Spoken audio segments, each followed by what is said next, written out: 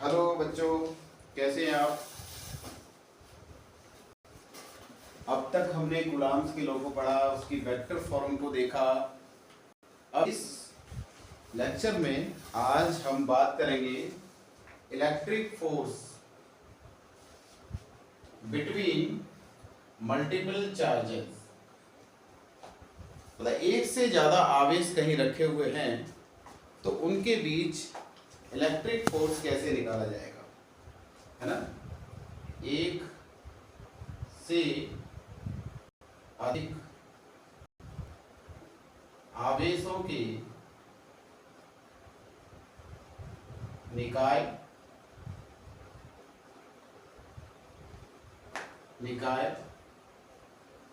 पर वैद्युत निकाय द्वारा वैद्युत बल। अगर एक से अधिक आवेश रखे हुए हैं तो ऐसे सिस्टम के द्वारा जो इलेक्ट्रिक फोर्स वर्क करेगा उसकी बात हम करने वाले हैं। ठीक है,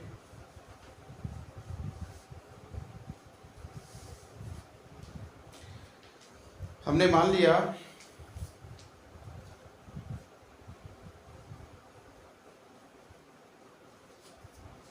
कोई सिस्टम है, उस सिस्टम में इस ओरिजिन पर, ये तो मूल बिंदु है इसका, इसमें कोई तीन चार्ज रखे हुए हैं। एक ये चार्ज, एक ये चार्ज और एक ये चार्ज। इन चार्जों की स्थिति सदिश R1 वेक्टर, मान लो ये Q1 चार्ज है, ये हमारा Q2 चार्ज है, ये Q3 चार्ज है। तो इसका स्थिति सदिश कितना है R1, इसका R2 वेक्टर और इसका R3 वेक्टर। अब इसके रेस्पेक्ट में या इसके रेस्पेक्ट में इसका स्थिति सदिश,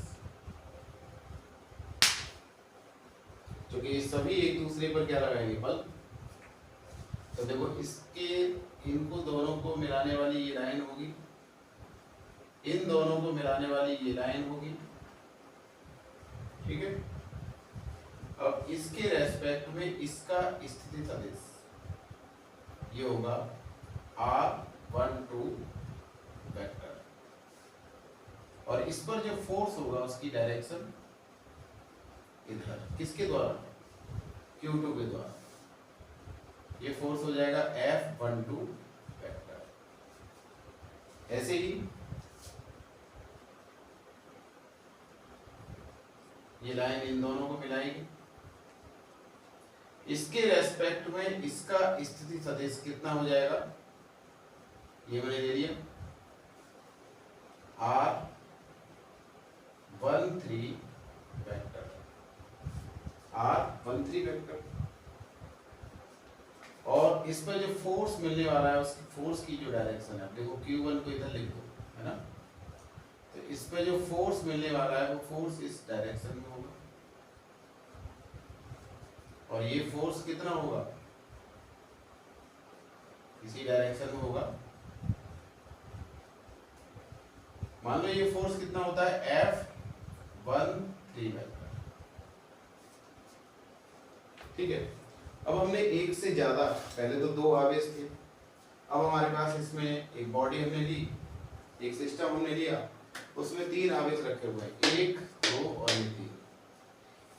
ये तीन आवेशों, किसी भी एक आवेश पर हमें बल निकालना है। मान लिया हम इसी पर निकालना चाहते हैं Q1 पर, तो Q1 पर जब हम बल निकालना चाहेंगे तो Q1 का स्थिति सदिश Q2 के रेस्पेक्ट में लेना पड़ेगा, Q1 का स्थिति सदिश Q3 के रेस्पेक्ट में लेना पड़ेगा, तो हमें ये प्राप्त हो जाएगा। Q2 के सापेक्ष Q1 का स्थिति सदिश R12 वेक्टर, Q3 के सापेक्ष Q1 का स्थिति सदिश R13 वेक्टर। और ये जो हमने मूल बिंदु लिया है, इस मूल बिंदु के सापेक्ष इन आवेशों की स्थिति सदिश क्रम से माने इसका R1 वेक्टर या R2 vector, R3 vector, dot dot dot dot dot ऐसे होगा कुछ। ठीक है।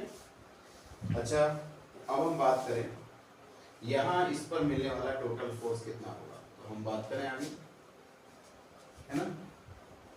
Q1 पर Q2 व Q3 द्वारा लगाए गए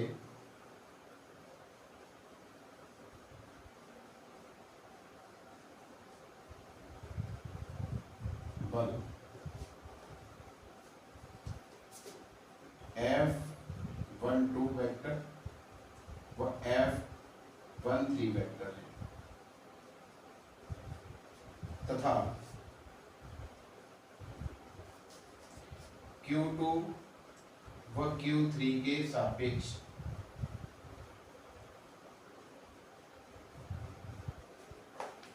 Q1 के स्थिति सदिश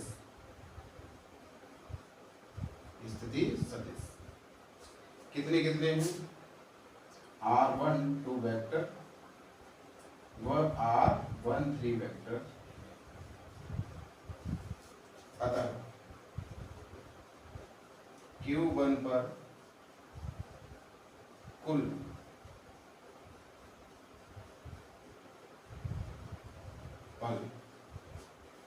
कुल बल कितना होगा, F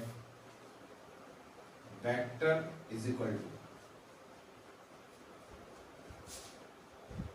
F1 वेक्टर निकाल लेते हैं। तो इन दोनों वेक्टरों का क्या होगा, ये होगा जाए is equal to F12 vector plus F13 vector. ठीक है। अब कूलॉम्स लॉ से इनकी वैल्यू पुट कर दें। हम जानते हैं तो लिख देते हैं F vector is equal to क्या होता है, 1/4 pi epsilon naught Q1 Q2 by R vector के मोड का Q और इनटू R वेक्टर, इसका यूज करेंगे, है ना। देखो ये जो होता है ना, R वेक्टर का मोड जो होता है, इसको इज इक्वल टू R भी ले सकते हैं, इसको इज इक्वल टू R भी ले सकते हैं। तो क्या करें, वैल्यू रख देते हैं F1 vector is equal to F12 की वैल्यू देखोगे तो देखो 1/4 पाई एप्सिलॉन नॉट, एक चार्ज हमारा कितना है इसमें Q1 और दूसरा कितना होगा, एक तो Q1, इस पे इसके द्वारा लगने वाला बल तो क्या आ जाएगा Q1 Q2। ठीक है, अपॉन ये क्या है R12 वेक्टर के मोड का Q, है ना, मोड का Q इंटू R12 वेक्टर। ठीक है, प्लस क्या होगा, दूसरा 1/4 पाई एप्सिलॉन नॉट F13 की वैल्यू निकालेंगे। एक चार्ज होगा Q1, दूसरा कौन सा होगा 3, इसका यहाँ से यहाँ तक की जो डिस्टेंस है या उसका जो वेक्टर है वो कितना है R13, तो क्या आ जाएगा अपॉन R13 वेक्टर के मोड का Q into R13 vector, R13। ठीक है, इसके बाद ये जो हमारे पास वैल्यू है इसको हम क्या लिख सकते हैं, और F1 vector is equal to क्या हो सकता है 1/4 pi epsilon naught Q1 Q2 y, Q1 Q2 y, इसको क्या लिख सकते हो आप, R12 into R12 vector plus 1/4 pi epsilon not, क्या आ जाएगा, एक काम करें इसमें से 1/4 पाई एप्सिलॉन नॉट दोनों में से आप बाहर निकालो, ठीक है। तो 1/4 पाई एप्सिलॉन नॉट तो हमने बाहर ले लिया, Q1 Q2 upon R12 vector का मोड है, इसको हटा सकते हैं मोड को, केवल R लिख दो, है ना, इसका मैग्नीट्यूड लिखना है केवल, तो मैग्नीट्यूड लिख दो R12, तो R12 का क्या हो जाएगा Q और इंटू R12 वेक्टर प्लस ये बाहर आएगी आपका Q1 Q3 है, और इसमें ये क्या आ जाएगा, एक काम करें पूरा ही इसको सॉर्ट कर लेते हैं, क्यों यार इतना लंबा बोर्ड नहीं है अपने पास में, दोबारा से इसको सॉर्ट ही कर लो, देखो सॉर्ट कर दो, और F is equal to F1 vector बराबर क्या आ जाएगा, देखो ऊपर क्या है कॉमन, Q1 कॉमन आ रहा है, Q1 ले आओ, अपॉन नीचे क्या है 4 पाई और epsilon nought, 4 pi epsilon nought, कोष्टक के अंदर ये वैल्यू हमारे पास Q1, तो ऊपर क्या बचा Q2, है ना, नीचे इसको क्या लिख सकते हैं हम, R12 का Q, मोड हटा दो, ये कितना आ जाएगा R12 वेक्टर प्लस Q1 निकल गया, Q3 बचा ऊपर अपॉन R13 का Q और इंटू R13 वेक्टर कोष्टक, ठीक है, ऐसे लिखा जा सकता है।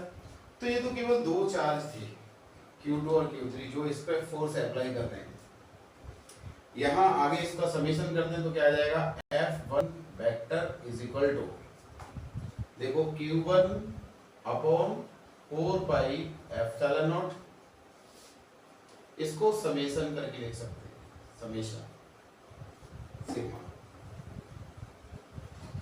ठीक है, सिग्मा,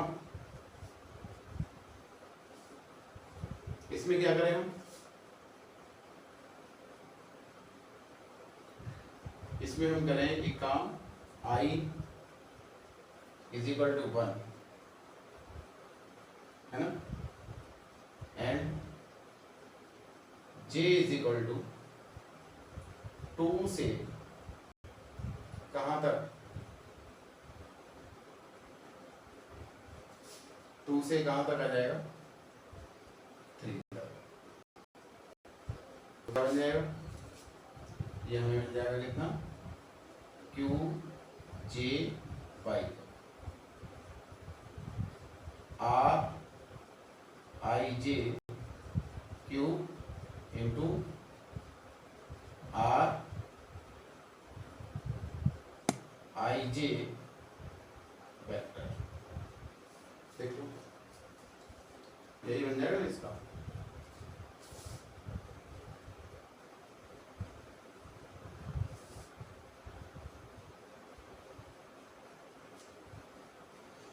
ठीक है। अगर अब n चार्ज की बात करते हैं, यदि n आवेश स्थित हो, तो n आवेश स्थित हो तो उसके लिए क्या हो, n आवेश स्थित हो तो उस कंडीशन में F I is equal to Q I upon 4 pi epsilon naught sigma J is equal to 2 से N Q J upon R I J vector,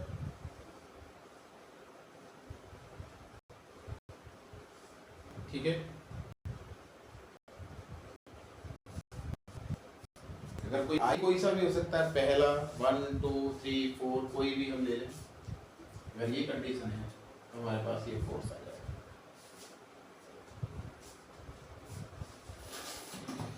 कर लें इसे।